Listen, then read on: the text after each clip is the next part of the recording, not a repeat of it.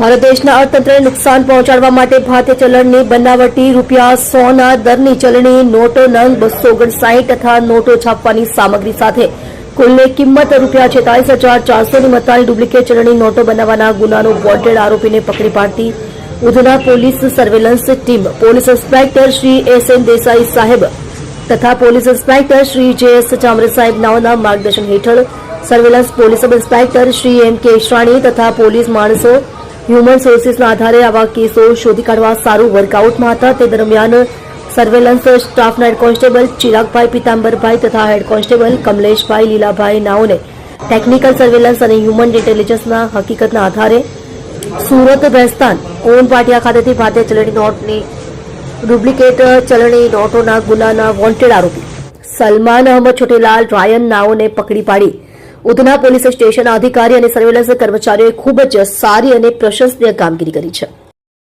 તમે જોઈ રહ્યા છો કેપી ન્યૂઝ ચેનલ રફીક શેખની સાથે.